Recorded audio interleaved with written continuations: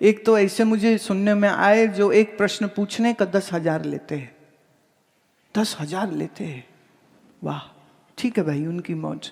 पर शास्त्र ये कहता है कि ब्राह्मण अगर ज्योतिषाचार्य है तो, ब्राह्मण अगर भागवताचार्य है तो, ब्राह्मण अगर रामायणी है तो, अगर वो शिक्षक है तो, अगर वो निरुक्तादि पढ़ाता है तो उसको मांगना शोभा नहीं देता, मांगना उसका अधिकार नहीं है। लेकिन वो जिसको कुछ सिखा रहा है या कुछ दे रहा है तो उस यजमान को उनको अपनी श्रद्धा शक्ति के अनुसार यथा उचित दक्षिणा देनी चाहिए। अगर ब्राह्मण मांगे तो गड़बड़, और अगर यजमान कुछ ना दे तो ये उससे बड़ा गड़बड़ होता है। तो ये हमारे जो विद्वान पंडित जी थे, अभी इनके सामने किसी ने पूछा है तो कोई 2 रुपया रख जाता था, कोई 5 रुपया रख जाता था, कोई 10 रख जाता था, और कोई हजारों भी रख जाते थे। ये मैं 40 साल पुरानी बात कह रही हूँ। और वो प्रसन्न रहते थे, हाँ मस्त रहते थे। क्यों मस्त रहते थे? वो इसलिए मस्त रहते थे क्योंकि उनके मन में अपनी कोई चाह नहीं थी। वो अपना कर्तव्य पालन कर रहे थे, और उस कर्तव्य पालन करते समय पर उनके मन में कोई इच्छा, कामना, वासना नहीं थी, कुछ नहीं है। तीर्थ में जाओ तो अपनी सामर्थ्य और इच्छा से जो दान दक्षिणा करना चाहो जरूर करो। पर तुम पागल हो क्या कि कोई तुम्हें डराए कि तुम नहीं दोगे तो नरक में चले जाओगे, और तुम डर जाओ तो तुम तो गधे हो। फिर तुम गधे हो। फिर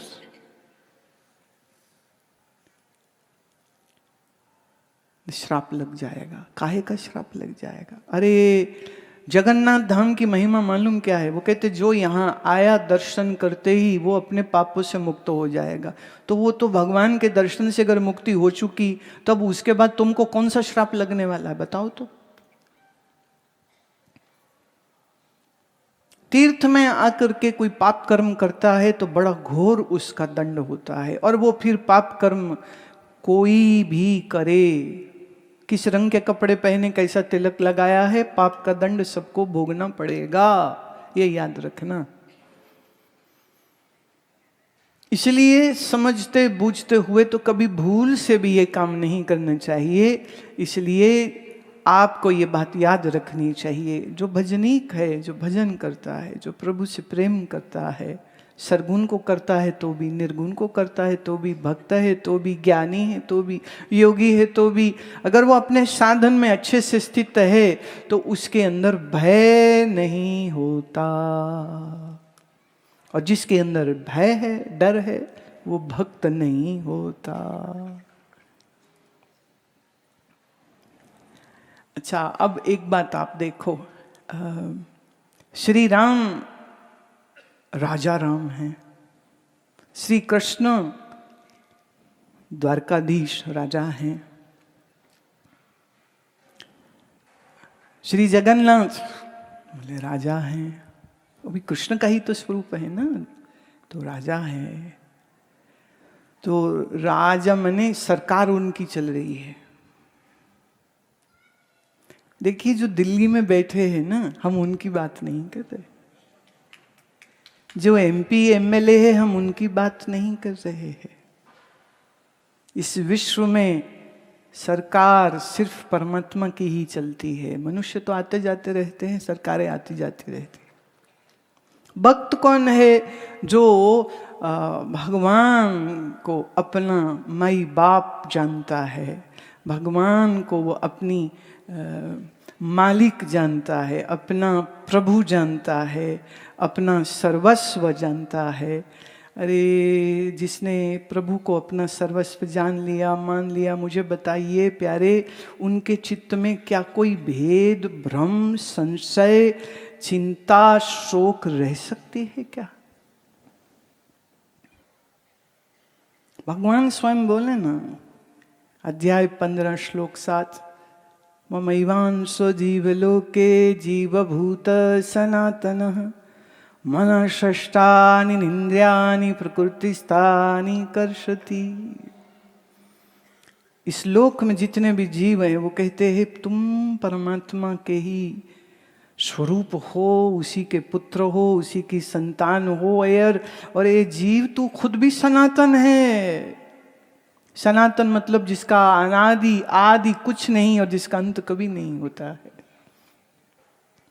और रही बात मन और ये इंद्रियों की, ये बेचारी आकर्षित हो जाती हैं बाहर भोगों से सुख पाने के लिए। और ये प्रकृति का स्थान है ना, यहाँ भोग है, इंद्रिय है, मन है। तो मन भोग के जरिए तृप्ति पाना चाहता है और भोग तक जाने के लिए ये इंद्रियां बीच में द्वार बन जाती हैं, ब्रिज है। अब जिसकी आंख नहीं हो तो वो देख ना सकेगा, कान नहीं हो तो कुछ सुन नहीं सकेगा, जीभ ना हो तो कुछ खा ना सकेगा। वाह वाह वाह। कई बार भैया जब कष्ट ज्यादा हो जाता है, मेरे एक शिष्य को कैंसर हुआ फूड पाइप का, तो उनको ये नेजल पाइप लगाना पड़ा और वहीं से लिक्विड न्यूट्रिएंट्स जो है वो अंदर डाले जाते थे, क्योंकि यहाँ से तो वो खा ही नहीं सकते हैं। कोई और होता तो रोता, शिकायत करता। और अपनी मृत्यु के सिर्फ 2 दिन पहले मेरे से फोन में वीडियो में उनकी बात कराई गई। बीमार काफी समय से थे, नाक में ये है, 2 बार मतलब उनका कीमो, रेडिएशन, सर्जरी सब हुआ था, भयंकर कष्ट में थे। पर जब वीडियो में मेरे ऐसे हम देख रहे हैं एक दूसरे को, तो उनके मुख से सिर्फ 1-2 ही शब्द निकल रहे थे, जय हो जय हो जय हो जय हो। ऐसे हंस रहे थे, ऐसे हंस रहे थे, ऐसे लाल मुंह हुआ, ऐसा मुस्कुरा रहे थे, बोले जय हो जय हो जय हो। मेरे तो आज जीवन का परम आनंद हो गया है। लोग जिनको मिलने को तरसते हैं वो खुद मुझको फोन कर रहे हैं, मेरे से बात कर रहे हैं। मेरे को इससे ज्यादा कुछ नहीं चाहिए। कह रहे ज्ञान श्रवण करके बुद्धि तो मेरी निश्चिंत थी, लेकिन अब मुझे कोई कष्ट नहीं, मुझे कोई दुख नहीं है। वो अपनी संतानों को भी कहते थे, कहते शरीर के, मेरा शरीर तो अब ये जाएगा, इसको अब जाना है, तुम बैठ के शोक मत करते रहना, मैं अपनी जिंदगी का परम लाभ लेकर के जा रहा हूं और अभी और बहुत साधना करनी है, इसलिए जल्दी ही फिर जन्म भी हो जाएगा, मुझे ये निश्चय है। इसलिए मेरी तो तुम ना तो फिक्र करना ना रोना मेरे लिए, मैं तो बड़े आनंद में हूँ। और जिस दिन हमसे बात हुई है उसकी अगले दिन और रात्रि के समय पर उनका शरीर चला गया। बहुत भयंकर कष्ट में थे, खा नहीं सकते कुछ भी, यहां से तो बंद हो गया ना। शरीर रोगी है, शरीर कष्ट में है, कीमो हुआ, ये हुआ वो हुआ, लेकिन उसके मन की हालत कैसी है। याद रहे, इंद्रियां हमेशा ऐसी नहीं रहेंगी जैसी आज हैं आपकी, शरीर हमेशा ऐसा नहीं रहेगा। क्योंकि अफसोस इस बात का है कि तुम लोग शरीर का ठीक जो ख्याल रखने चाहिए वो रखते नहीं हो। अति भोग करने से शरीर रोगी होता है, जो भोग नहीं करता है, भोग की अति नहीं करता है, उसका शरीर क्यों रोगी होगा। तो एक संयम के साथ जीना चाहिए। हर हफ्ता ना सही तो कम से कम एकादशी और पूर्णमासी को तो सिर्फ जल पे रहना चाहिए ना। जो हम कईयों को देखा मैंने, वो भूख बर्दाश्त नहीं कर सकते, हाय मर गए मर गए मर गए। आप जानते हो आश्रम में 2 ही समय भोजन चलता है, शाम को खाएंगे 5:30, फिर सब आश्रमवासी अगले दिन सुबह जाकर के 9 बजे खाते हैं। और हमारी बात क्या कहें, हम तो सुबह भी कुछ नहीं लिए हैं, अब जब जाएंगे वापस तो 12:30-1 बजे जाकर के कुछ खाएंगे, उसके पहले नहीं खाएंगे। क्योंकि खाने से पाचन की जो ऊर्जा है, वो बहुत सी ऊर्जा तो वहीं चली जाती जो खाया उसको पचाने के लिए, और हमको जो गाना है बोलना है तो उसके लिए शक्ति दरकार है, शक्ति चाहिए। शक्ति कहाँ से आती है, शक्ति ना खाने से आती है।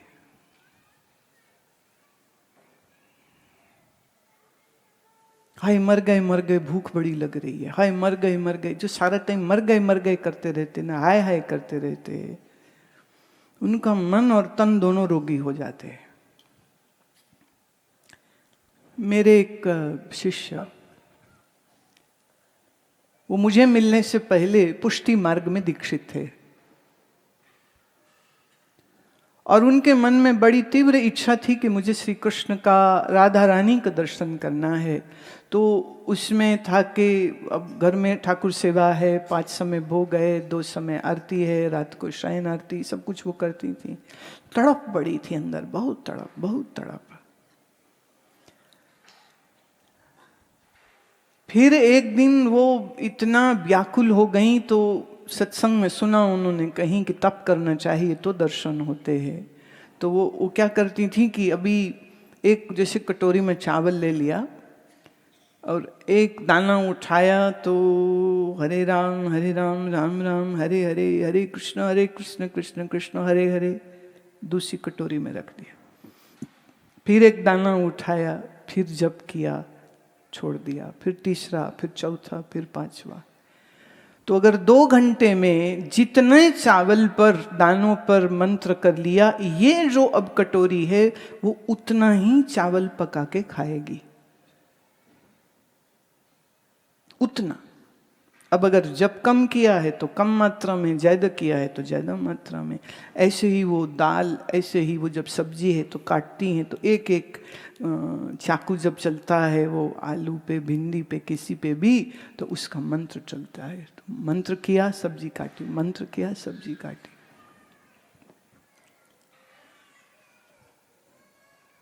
इतना उसका जप ये चलता रहा। और फिर एक दिन उनके मोहल्ले में, उनकी गली में, मंदिर में मेरा जाना हुआ और वो मुझे मिली वहाँ। सुना, पहले तो समझ नहीं लगी, क्योंकि जब हमने कुछ ऐसी बातें बोल दी जो उनके द्वैत मार्ग के बिल्कुल विरुद्ध थी, द्वैत मार्ग के बिल्कुल विरुद्ध थी, पर उस शाम वो जब अपना जप करने बैठी हैं तो जप करते करते में उनको ऐसा दिव्य दर्शन हुआ। उस दर्शन के बाद तो वो बिल्कुल दीवानी हो गई और फिर उसके बाद से उनका हमसे जुड़ाव हो गया। तो भक्ति के साथ साथ जब ज्ञान की ये गंगा उनके चित्त में बही तो मन समस्त पीड़ा, भगवान से हम बिछड़े, हम कैसे मिलेंगे, ये सारा दुख शोक उसका दूर हो गया। जैसे पुत्र के अंदर पिता का अंश होता है, तो ऐसे ही ईश्वर ममैव अंशो, मेरा ही अंश ये जीव है। जिसको आप जीव कह रहे हो किसका है? बोले ईश्वर का है। ईश्वर अंश जीवे अविनाशी, चैतन्य अमल सहज सुख राशि, सो माया बस भयो गोसाई, बंदे हो कीर मरकट की नाई। कीर कहते तोते को। तोते को जब पकड़ना होता है ना तो जाली, ऐसे जाल बिछाता है और उसमें दाने डाल देता है और उसके ऊपर थोड़ी सी घास डाल देता है। अब तोते उड़ते हुए आते हैं, वो दाने देखते हैं, अरे यहाँ दाने हैं, दाना खाने के लिए उस पे उतर जाते हैं और जैसे ही दाना खाया और उड़ना चाहा तब तक तो उनके जो पंजे हैं वो उस जाल में फंस गए। तोता पकड़ा ना जाता अगर दाने का लोभ ना करता। एक समय में बंदर को पकड़ने वाले वो क्या करते थे, जमीन में खड्डा बनाया, उसमें छोटे मुंह की मटकी फंसाई, कुछ चने के दाने मटकी में, कुछ चने के दाने बाहर बाहर रख दिए। बंदर आया, चना देख के, चना का खाने के लिए उसने पहले तो बाहर वाले खाए, फिर देखा अरे मटकी में भी है, फिर उनने अपना डाला हाथ अंदर और जब मुट्ठी बांधी चने के साथ तो अब हाथ बाहर नहीं आ रहा है और वो सोचता है कि मुझे जमीन में किसी ने पकड़ लिया है, चीखता है, चिल्लाता है, लेकिन चने का लोभ की वजह से वो हाथ नहीं खोल पाता है। इसलिए आदमी आता है और बड़े मजे से उसके गले में रस्सी डाल के फिर उसको गली गली डुगडुगी बजा बजा के तमाशा कराता है, और वो बेचारा जिंदगी भर के लिए उसका गुलाम हो जाता है। सो माया बस भयो गोसाई, ऐसे ही ये जो जीव है ये माया के वशीभूत हो गया है, इसीलिए जन्म होते हैं दुनिया के पीछे भागता है। मेरा मेरा मेरा मकान, मेरा मकान, मेरा पैसा, मेरा पैसा, मेरा, ये लाओ वो लाओ, बेईमानी करो, ये करो वो करो, इतनी मेहनत इतनी मेहनत इतनी मेहनत, फिर मर जाओ और फिर कर्म की गठड़ी लेके नया जन्म, फिर वहां शुरू हो जाता है। ये मेरी मम्मी है, ये मेरा मम्मी है। इजिप्ट में मम्मी किसको कहते हैं? मुर्दे को। मम्मी मुर्दे को कहते हैं। तो काहे अपनी जिंदा मां को मारते हो मम्मी मम्मी बोल के? माताश्री बोला करो। माँ जी बोलो, माता जी बोलो, माते बोलो, मम्मी क्या होता है?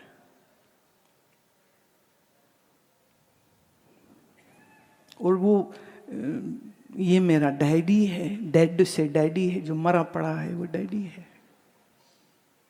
डैडी का है बोलो? बोले हम पापा बोलते हैं। पापा जो है खाली लिफाफा, जिसका बज गया बाजा, उसको बोलो पापा। अरे पिताश्री बोलो, बाबूजी बोलो। डैडी क्या होता है?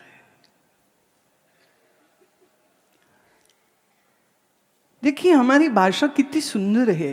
तुम्हें पता नहीं अंग्रेजी का कीड़ा क्यों काट जाता है। अंग्रेजी मैं भी बोलती हूं, पर तुम्हारी तरह नहीं कि तुम अपना संस्कार और संस्कृति भूल करके। अभी कल एक बच्ची का, छोटी बच्ची थी, मैंने नाम पूछा क्या नाम है, वो पता नहीं क्या अंग्रेजों वाला नाम रखा हुआ था।